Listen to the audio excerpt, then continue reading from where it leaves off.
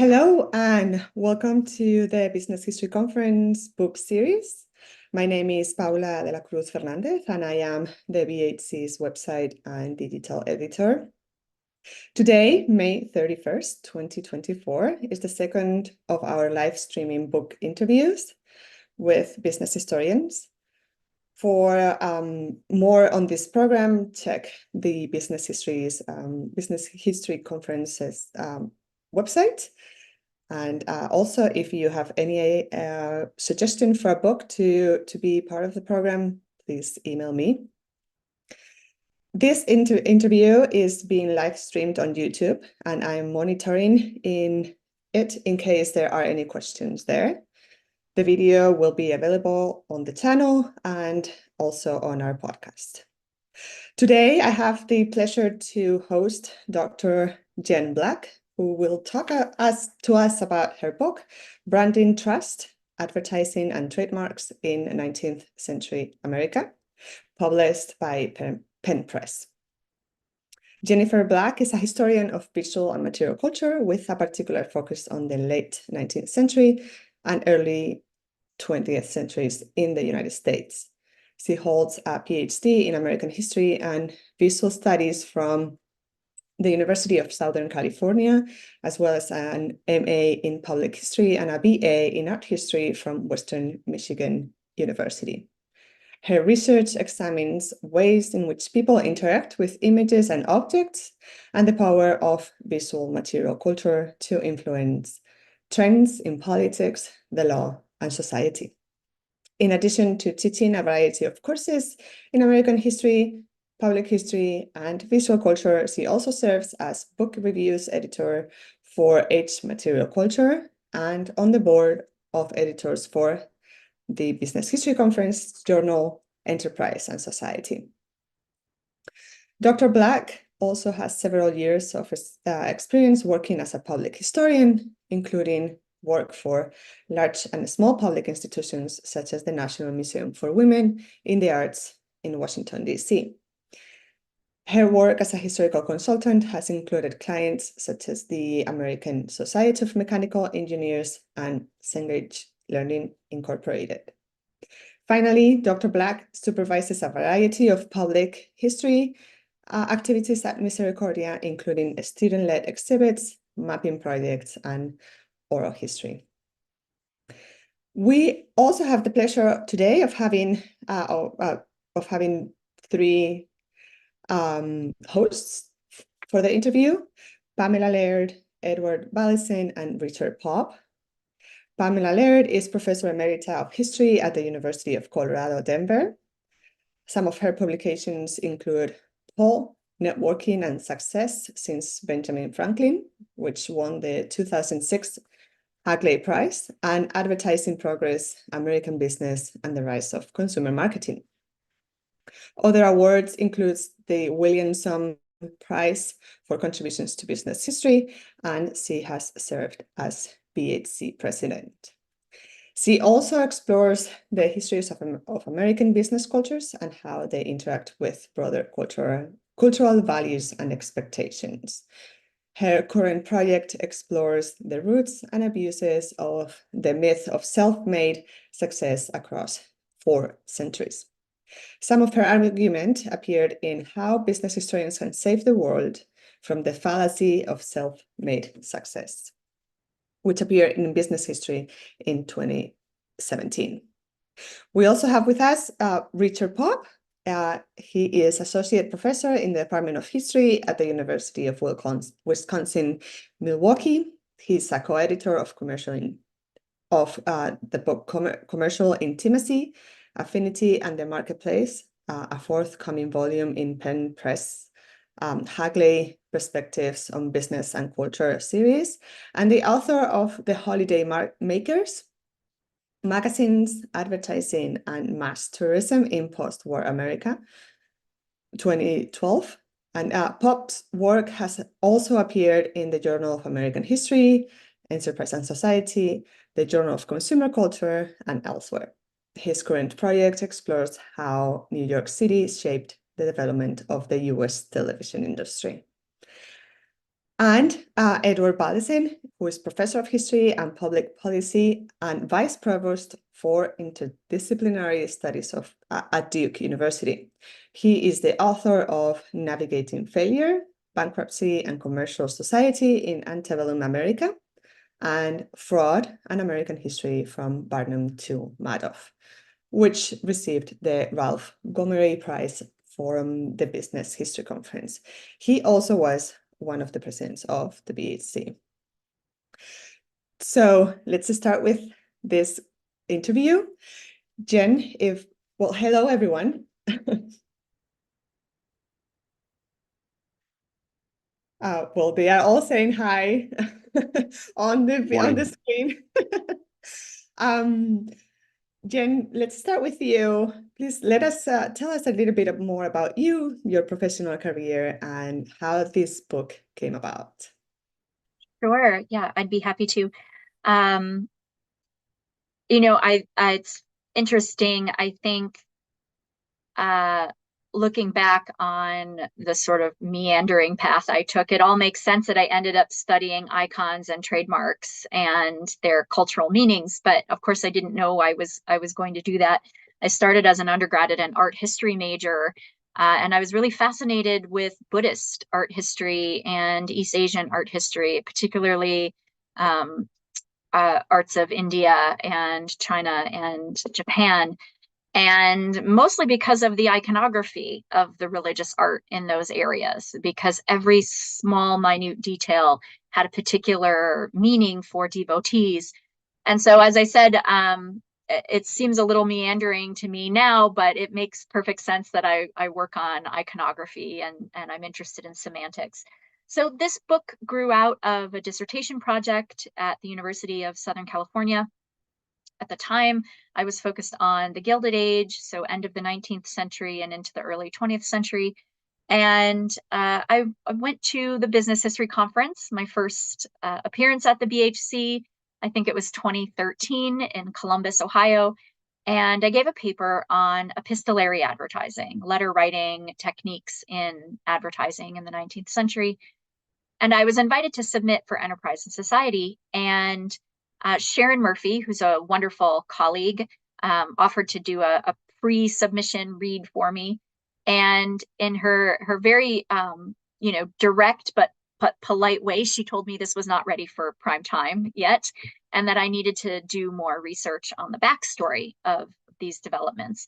And that kind of sent me down a rabbit hole, but a very productive one, in that it took me back to the earlier 19th century and pushed me to consider not just prescribed business practices, but how practices were evolving sort of organically at the grassroots level as well. And from there, I started researching the legal history of trademarks. And I guess you could say the rest is the history of the book.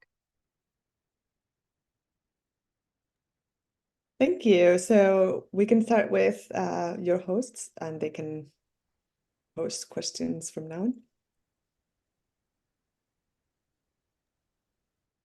Okay, I'll jump in if I may. As you know, Jen, I've been a huge fan of your work for a long time, actually probably going back to that first BHC meeting. And one of the things that I'd like to know more about is how your interest and experience in public history and material culture influenced and helped you develop your work. Yeah, thanks for that question, Pam. I did a master's degree in public history before I entered my PhD, and that sort of training really built on my bachelor's degree in art history. And I think that my interests in material culture really stem from that training. I'm not just interested in what objects or images represent, but what they do. And I should credit an advisor I had at the University of Southern California, Vanessa Schwartz, who was very much pivotal, I think, in shaping my intellectual thinking about these materials, because most of the literature on the history of advertising, as you know, concentrates on the representations in advertisements, but not so much about what the images, what agency the images might have in American society. And so that was part of my thinking about branding, was bringing this art historical training to bear on the objects themselves. I was lucky to have my first foray into the research at the Huntington Library, where I looked at trade cards, small handheld advertisements about 3.5 or 3 by 5 inches large. And these objects were really prized as collectible items in American culture at the end of the 19th century, so much that users readily disregarded the commercial messages that appeared on the reverse of the cards in favor of the colorful images that were on the front. And so starting with those and then looking at scrapbook collections at the Huntington Library and then later Winchester and other repositories, I really wanted to consider that big question of reception. Everybody always wants to know, well, how did people in the past receive these items? You know, what did they think about them? And while I would like to say that we have a smoking gun where I could say, oh, I found this diary and the person was writing about advertisements, I just don't know if those things exist. But what I did try to do was to look at the scrapbooks, to think about how users' collecting practices and the organization of the objects in the scrapbooks and their interest in the material or the images represented on the fronts of the cards, how that might help me to better understand how the individual was interacting with this object, what they thought about it, what they privileged, what was important to them, and so on. And so I would say that training initially as an art historian, and then, you know, shepherded through my graduate program and working as a public historian, where it's all about a concentration on objects, that pushed me to consider these ephemeral materials in a different way, and I think a productive way for the narrative in the book.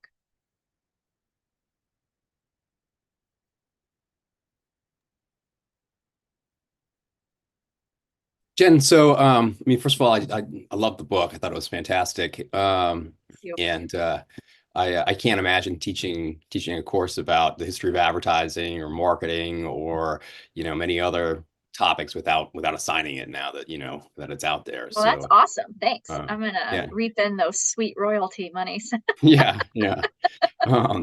So I had a question. I mean, one of the things that intrigued me was you work a lot with 19th century newspapers that for the most part look like they're coming from the Library of Congress's Chronicling America database. And you know, that's an incredible resource, right? But it's pretty unwieldy in the sense that you know, there's hundreds of papers, right? Or at this point, maybe even thousands, some of which are daily, some of which are weeklies, right? And so you're, you know, most of them are, say, at least 8 pages, right? And many are more than that. So in terms of your approach to working with a resource like that, right? How did you prevent it from just getting completely out of hand, right? Which is, you know, always a pitfall. And I wondered if you could just talk a little bit about, you know, the challenges, the, you know, opportunities that a resource like that presents, and then also the kinds of considerations you have to, you know, keep in mind with regard to, you know, how representative, you know, for instance, a particular paper is, and, you know, maybe some of the choices or the logic behind the choices on which papers to work with. Sure. Yeah. So that whole chapter of the book really developed rather organically.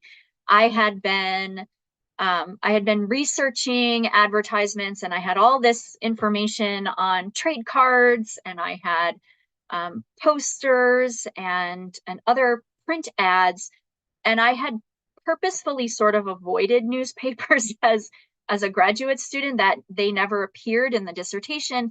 And I thought, well, this is obviously a big omission, and I need to be able to say something about what's happening in the newspapers. So after reading what I could, Daniel Borston's The Americans was actually quite helpful.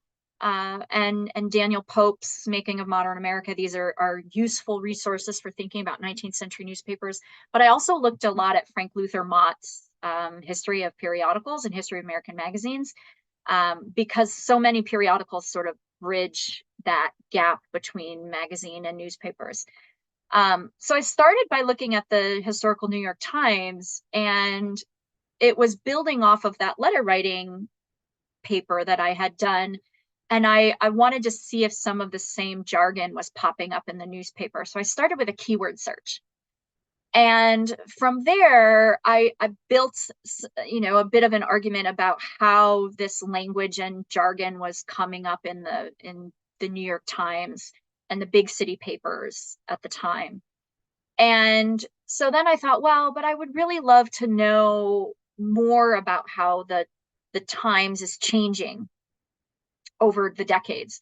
And the New York Times doesn't begin publication until the 1850s. So I did a kind of sample survey of the historical New York Times first, where I picked every 5 years, every 3 months, every 2 weeks. And I went to, I just navigated to those pages and I grabbed them.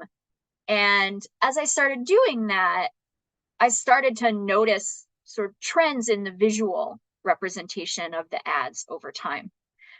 And so I started writing. And at one point I thought, all right, this can't just be a story about New York. I need a counterpoint. And so I had a research assistant at the time, and I was very grateful to have that support from the university. And I said, all right, we're going to do a sampling of a wider swath. And I want to look at New England, the Mid-Atlantic, the South, and the Midwest, right, which is Ohio in the early part of the 19th century. And so I had her do the same sampling. I said, Pennsylvania, Vermont, Massachusetts, one of the Carolinas, and then Ohio. And I said, I want you to go from 1830 to 1900. I want you to go every 5 years, every 3 months, every 2 weeks. Find the pages with the ads on them and just pull 2 pages from, and if we have to fudge it a little bit, right? Because that's the nature of this archive. Chronicling America is a fantastic resource. I cannot boast about them enough. They're so, so wonderful. It's keyword searchable and upwards and downwards and backwards and forwards and left. And there are so many ways you can manipulate the data. And even now, they have started putting massive data sets online in CSV format where you can download and then find new ways to manipulate the data in Excel and using Python and such. And that's another project. But for this one, I really wanted a kind of cross section.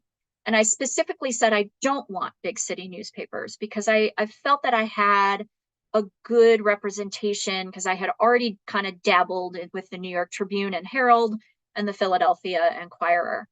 So I said I specifically want, rural, and whatever that meant to her, which is a little, I just kind of let her go.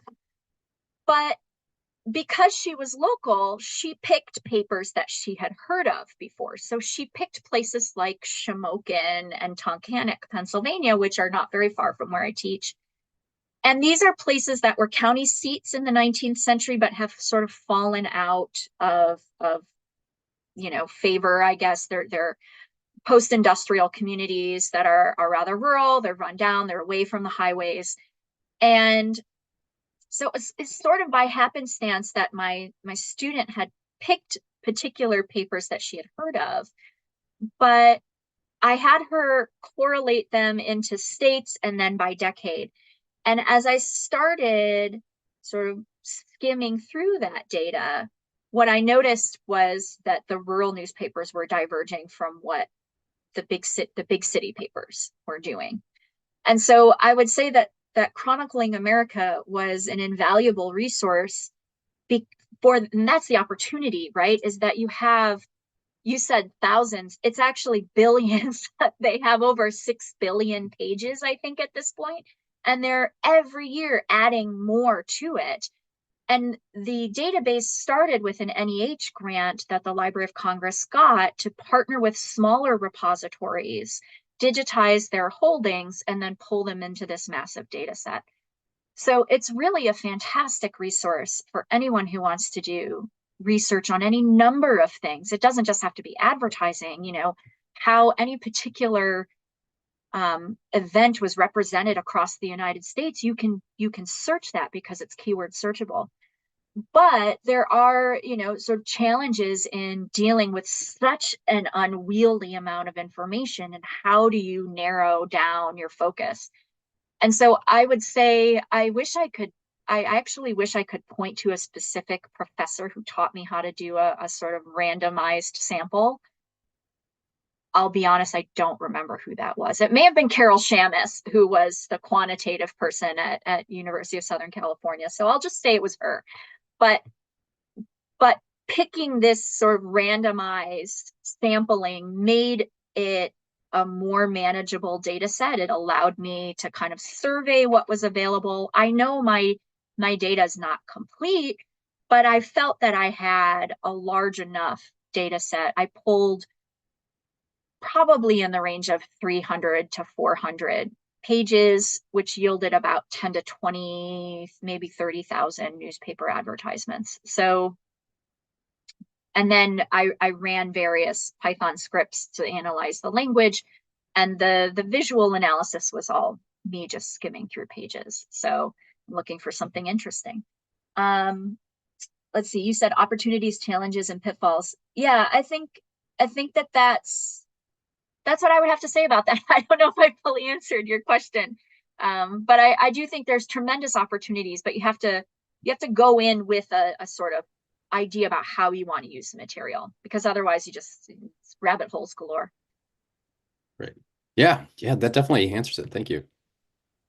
Jen, thanks so much for that entry point into your method. I want to pivot a little bit to the substantive arguments that you make. Sure. So two key arguments for you, I think, are the following. One, that the creation of modern approaches to building a brand began much earlier than historians of marketing have previously recognized, that they picked up steam really in the 1830s. So that's one argument. And then the second is that that set of tools and approaches didn't just magically appear. There was a lot of learning by doing, and things that didn't work so well, and then people borrowing from one another as they saw what resonated. And so that it took decades for manufacturers and advertising firms to figure out what would work in a rapidly changing world with faraway markets and industrialization and standardization, all the other things that were going on in the 19th century. Could you compare for us a notably successful 19th century effort to develop a reputation for trustworthiness and quality through advertising of various kinds, with one that failed miserably, so we can get a chance to see, how branding trust actually operated? Yeah, sure. I'd be happy to. And that's a great comment, because one of the reader reports that I received in putting together the book was that the person wanted to know more about failure. And so that was something I had to go back to my research and really think about. All right, I know I have it in here somewhere. Where do I find it, right? And so, yeah, I think there are a handful of successful efforts that I could point to. The first that I talk about really in the book is the first trademark lawsuits in the United States, and that comes from British thread manufacturers, J&P Coats, and then Clark's ONT thread, as well as Taylor's Persian thread, which is no longer in operation. Coats and Clark combined, and they're the primary thread manufacturers of today. If you go to your local Joann Fabrics or Michaels, you're going to find Coats and Clark threads. So I would say theirs was a quite successful effort in that reviewing this first trademark lawsuit really showed me that the the companies had already built brand recognition because they were able to sue a competitor who was infringing on their trademarks and argue that he was stealing their goodwill, that he was sort of attempting to leverage their already hard-earned reputation and, cheat his way into the market by kind of taking the short end by borrowing someone else's name. I also think that the National Biscuit Corporation's efforts are really illuminating when you think about successes and failures, because National Biscuit was a company that came on the market from a variety of mergers in 1898. And whereas Coates and Clark, for example, or Lee & Perrins Worcestershire sauce, or even Quaker Oats, where many of these previous companies had built up their reputation over a long period of time, the National Biscuit Corporation really sort of boomed onto the market right away with this product, which they called You Need a Biscuit, and UNITA, one word. And their logo, which we still would recognize today as a sort of orb and cross, a double cross and an orb with red background logo for the Nabisco logo today. And so one of the things that I talk about in the book is that they had, by the end of the 19th century, advertising professionals, printers, newspaper professionals, manufacturers, and even the courts had been arguing about what makes proper business practice, how best to represent it, and how one's commercial marks might be protected in a legal way, and how one's goodwill might be protected. And that's, how do you protect reputation? That's really a sort of abstract concept, right? But it becomes concrete through the trademark logo. And so one of the things I argue in the book is that Nabisco was quite successful in borrowing and kind of taking these sort of proven efforts and strategies. And that so by 1899, their first registration of their logo in the market, they have just an enormous amount of advertising that's telling people this is the mark you can trust. This is the mark of perfect baking. And they're associating it with contemporary ideas about pure food and, absence of harmful impurities, that it's sort of machine made. And that's a good thing, that its absence of human hands actually makes it pure.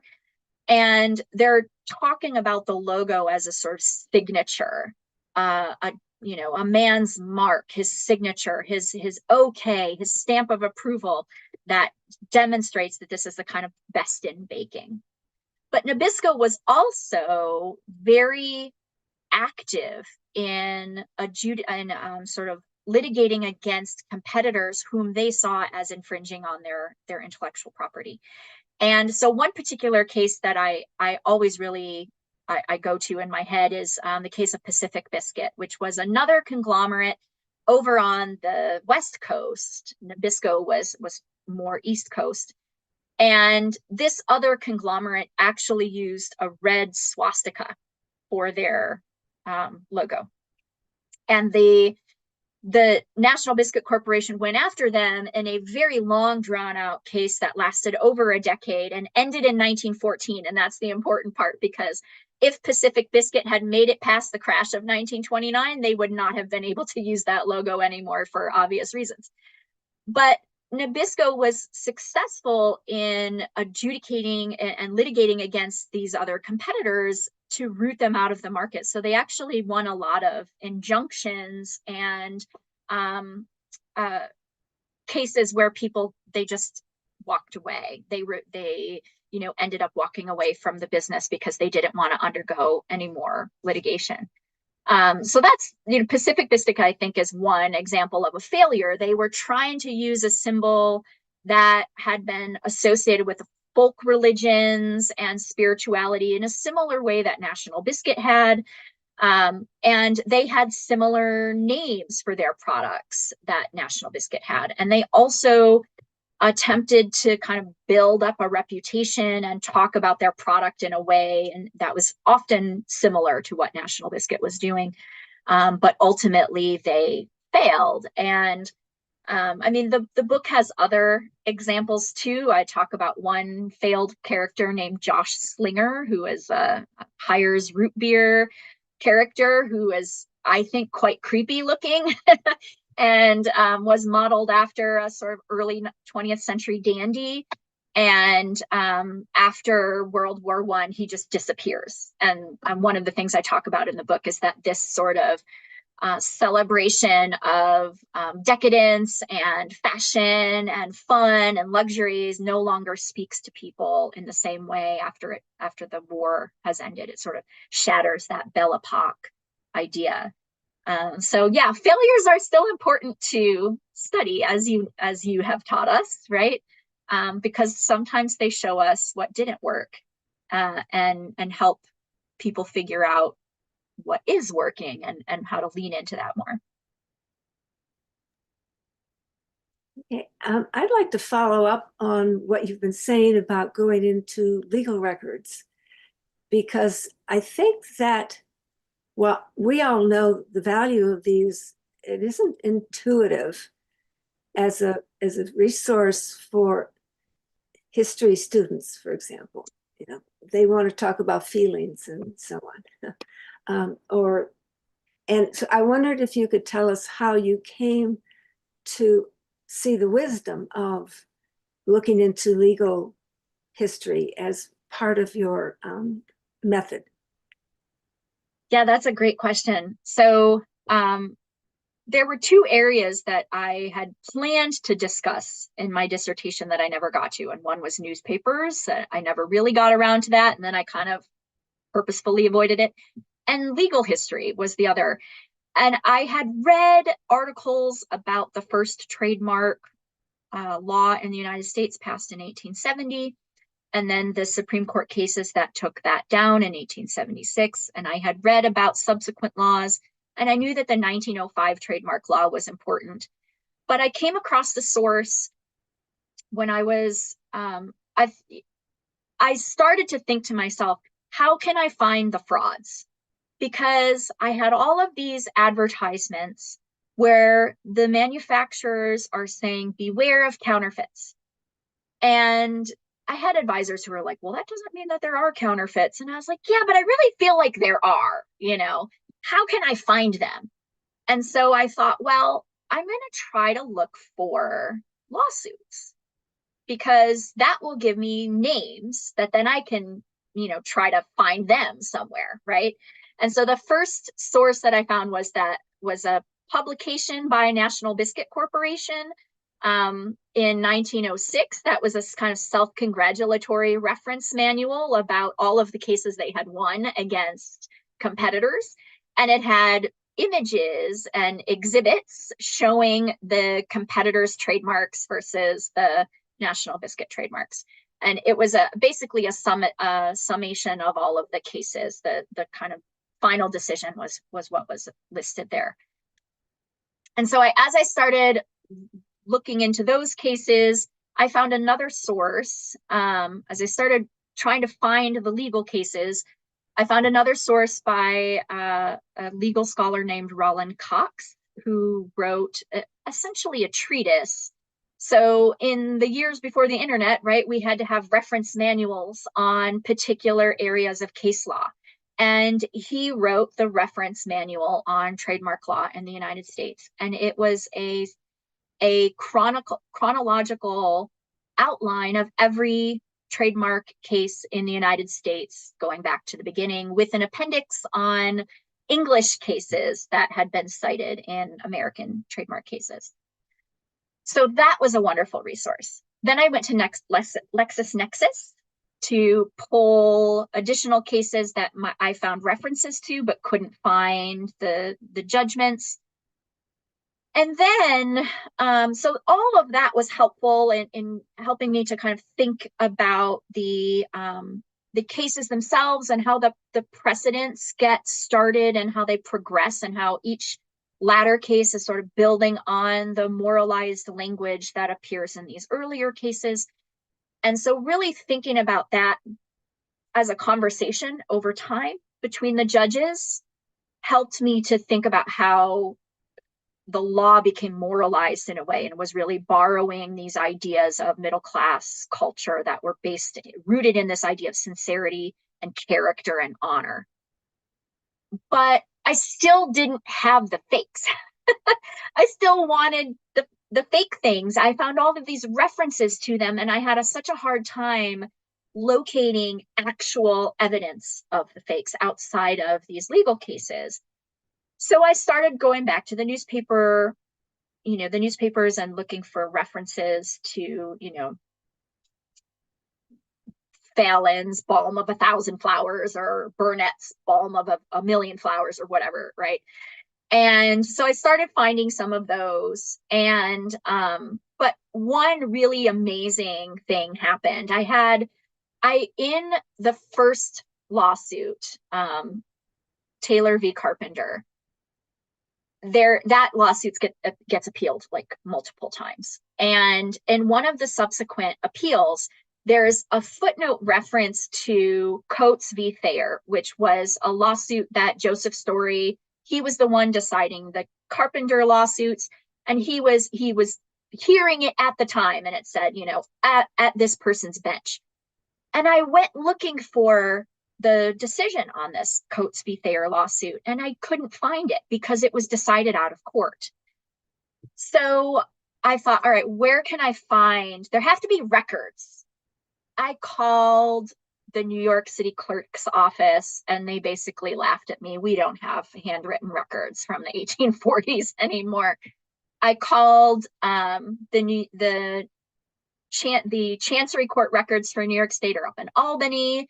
At the state archives, I called them, and I got some interesting things, but I ended up having a kind of breakthrough when I reached out to the National Archives in Boston, because Coates v. Thayer was heard in the Circuit Court of Boston, and they happened to have the original handwritten records. So the bill of complaint which the plaintiff filed, the answer from the defendant, and then all of the exhibits and evidence and witness testimony. And it was amazing, because in that handwritten document, somebody had pasted in with sealing wax or paste or rubber cement, whatever, the real labels and the fake labels, and they were all submitted as evidence in this case. And so I finally had the real and the fake that I could compare. And what was even more amazing about that case, it was J.M.P. Coates, which was a thread manufacturer, versus Benjamin Thayer, who was a printer in Boston, whose partner later went off on his own, John Buford, and became one of the biggest lithographers in the United States. Benjamin Thayer was the only one named in the lawsuit, and he was ruined after this. But because they were willing to comply with the court, they submitted all these records of who they had sold the labels to and how many everyone had purchased.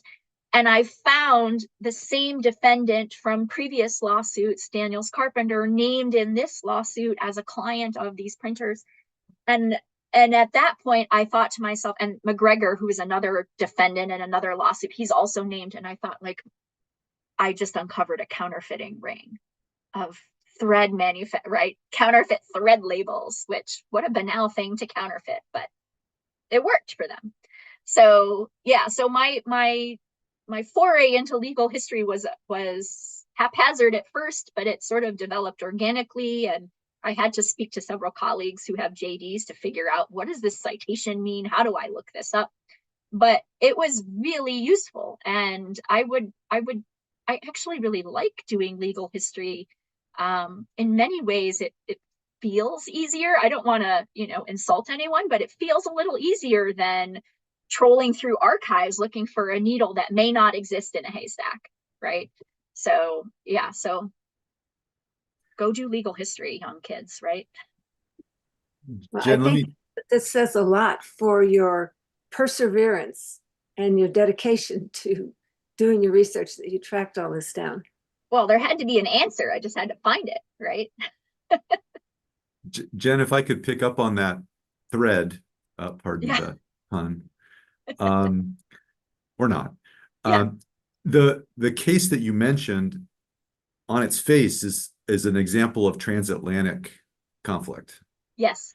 So you have a British exporter seeking to protect its market share against a domestic imitator. And we know that the legal worlds, like the business worlds of the North Atlantic, were complicated and interconnected. I'm curious whether how you would frame the degree to which British examples, both legal examples and commercial examples around marketing, shape the story that you're telling about American branding trust. Yeah, I think Did the legal ideas come across the Atlantic along with the thread? that's a great question, and I don't know if I could really point to causality there. I think that it's no coincidence that the first trademark lawsuits in the United States are brought by British thread manufacturers. The British had been well known in the textile trade. The American market in American manufacturing in Lowell is just kind of sort of kicking off as of 1815, 1820s, right? But the British had a kind of long-standing reputation, and it would have been difficult, I think, for Americans to break into that market in a similar way. The person, Daniels Carpenter, who is the defendant in multiple lawsuits, and sort of pinched for defrauding multiple British manufacturers at once, his arguments in his defense are, I think, quite illuminating, because it demonstrates, on the one hand, the British have this sense of legal boundaries of ethical business practice, right? Like, what is legal and what is ethical. And so those ideas in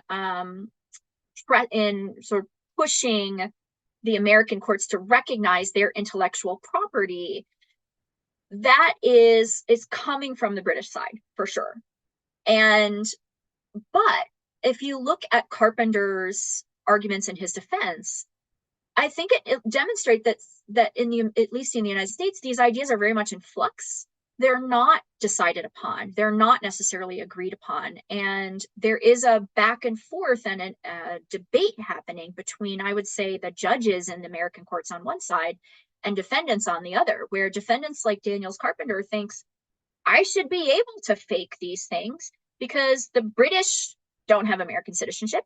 I'm an American, and I should just get to do whatever I want, right? Because it's America, right? Free trade. And the courts are like, no, you can't do that. There are codes of ethics, right? This is ungentlemanly behavior. And so I do think that those legal ideas, it's hard to say, would it have happened if the thread manufacturers hadn't brought these lawsuits? I imagine at some point somebody would have brought lawsuits. DuPont, for example, is paying attention to these thread lawsuits because they have people. There's a really interesting case of the DuPont gun manufacturer in the Brandywine Valley in Delaware going after a merchant in Louisville, Kentucky, for essentially borrowing their casks, the wooden barrels, the kegs of gunpowder, but putting his own stuff in it. And so he's like pawning off his own stuff as DuPont gunpowder. And so they're paying attention to these cases as they're moving through the courts in the 1840s. And so I do think that the British manufacturers are definitely instrumental in shaping this story because they trigger, I think, the conversation. But would it have been triggered by Americans otherwise? Probably. It may not have happened as soon, but it probably would have come. The British marketing tactics, I think,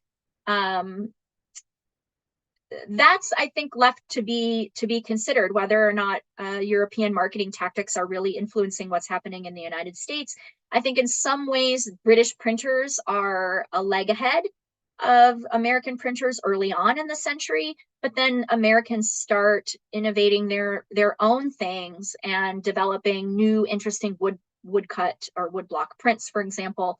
That's an entirely American invention. And so I think there's a give and take I don't think we can say there's a chicken or egg in this situation. There's a kind of give and take, push and pull between the two. But it is definitely a transatlantic economy, and one that we need to consider as an international economy, not just a sort of insulated market in the United States.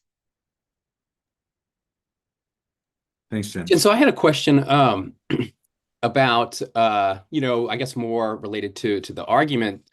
So, I mean, you make a, really convincing case that in the 19th century, the conversations that surrounded advertising, framed it as much more a matter of, building, securing reputation, communicating it, right? And, kind of cultivating a relationship with consumers that revolved around shared understandings of character and virtue and moralism.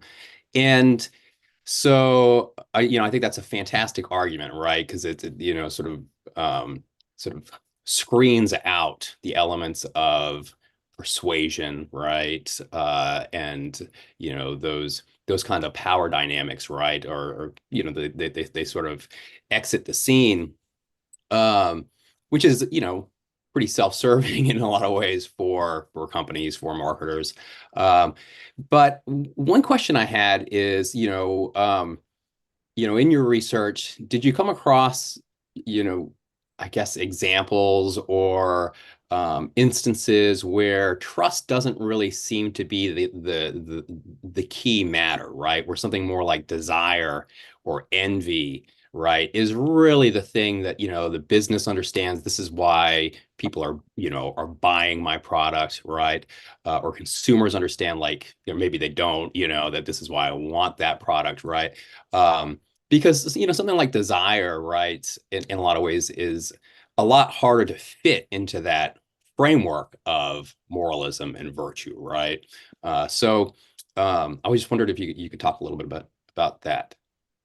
Yeah, I actually think that virtue or moralism and desire are not necessarily as sort of separate as we might consider, because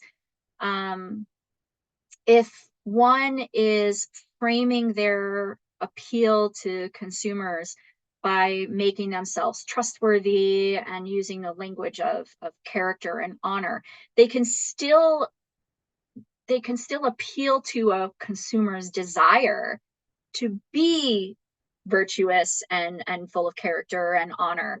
I think there can be a sort of like mutually reinforcing cycle here, where so let's take, for example, Lydia Pinkham. So Lydia Pinkham's vegetable tonic was marketed specifically to women to cure female problems, right? Any host of female problems. And Pinkham established her reputation, or rather the company established the reputation of Lydia Pinkham, because most of this was done after she died. They established it by playing up this idea of like the grandmotherly, wise medical sage who's going to give you advice, right? But I think that a woman's desire to be a kind of good middle class woman and to have her body conform to what society says is the primary standard of a good middle class woman, right? A fertile woman who's healthy, who raises good children, right? That in some ways the medicine could help her achieve that. In the same way, it's sort of, the medicine could help her achieve that identity. And the way that they convince her that the medicine can do that is through the rubric of trust and character. By presenting Lydia Pinkham as a trustworthy character, they can, convince the woman that she should invest into this medicine, that it will give her what she needs, right? But I think in some ways, so I think when you talk about desire and envy, it draws to mind Roland Marchand's Advertising the American Dream, where he talks about these sort of parables of success, right? That people will be drawn into the particular product through the methods of persuasion because it promises the white picket fence and the wife and the car and the 2.5 children, right? That they're gonna get success through it. And so I think that, you know, examples of where desire or envy might be coming into play are going to be, in my research, showing through these sort of like personal modification products like medicines or hair tonics, particularly for the African American community, right? In African American newspapers, there's a lot of beauty products and hair tonics that are being offered, or tailored suits, for example.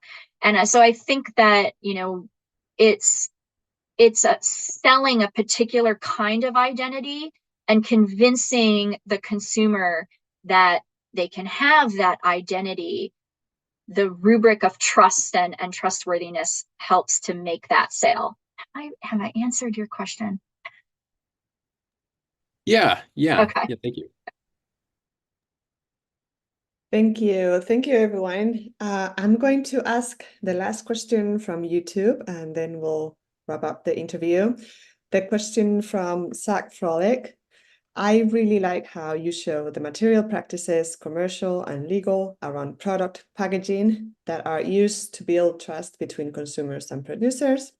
Can you say more about the broader context for that tactic of putting trust in things instead of basing trust directly in people? And then in parentheses, you talk about anonymity in urban markets, or quote, loss of face-to-face interaction, unquote, driving, trademarking, and branding. Now we take this for granted, but in your book, we see those changes emerging. Last question, how was this a change in the relationship to the consumer, and how was this a change in the relationship of the consumer to the product?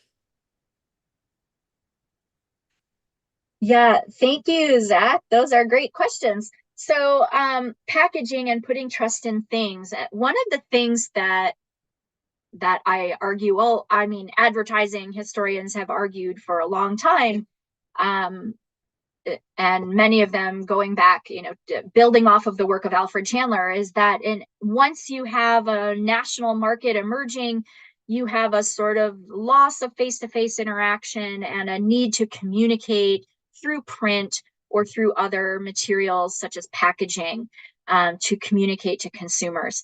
I think that that's true, but I dispute the periodization of this. I do not think that it happens at the end of the 19th century. In fact, I don't know if I really give an origin point, because I think the American market is international from the beginning. We are purchasing, as colonists, we are purchasing things from the British Empire, and we don't know Samuel Lane in London who's making shoes, right? I just know that everyone is buying Samuel Lane, and thus I must have Samuel Lane. And I'll give a shout out to Kimberly Alexander for her fabulous book on shoes in the 18th century, which helped me to understand this a little bit more. So I think that how do we put trust in packaging? That's really a broader story within the book. It's through trademarks, it's through fictional spokes characters such as the Quaker Oatman or Lydia Pinkham, who becomes a kind of fictional character in and of herself. This discourse that is built up through print advertisements gets transferred to the trademark logo, which then appears on packaging. And so by the time we get to the end of the 19th century, the logo becomes a shorthand for this broader discourse of building up trust in the public.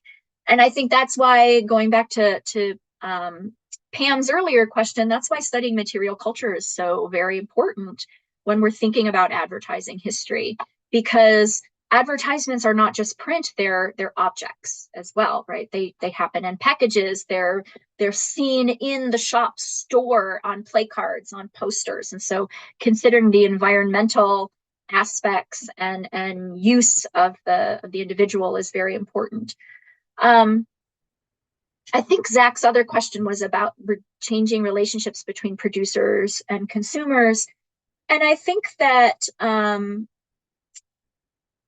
yeah, I think one of the things I'm trying to show in the book is that by reorienting a conversation about sales toward a conversation about trust and trustworthiness and character and honor, that our relationship as consumers is had been changed, right? That consumers are sort of they're shifting, and part of this comes out of that change from the whenever pastoral moment of face-to-face market relations, right, to a sort of more distant trade. But I think that as the process of using trademarks and logos advances over the course of the 19th century, individual consumers are sort of trained to look for visual symbols of trust as opposed to name recognition or letters of recommendation from a person that you might know, right? We're sort of trained to seek out visual symbolism. And so I think that's that increased focus on the trademark over time is where that shifting relationship comes in. Thank you. Well, this is the end of the interview. I thank you very much, the three hosts and Jennifer, for being here. Unless, of course, you really want to ask another question, but we've gotten to the hour. And is there any other comment anyone would like to make? I just want to congratulate Jen on writing a really important book, and I have no doubt that it's going to receive a lot of notice and attention. Thank Congrats. you.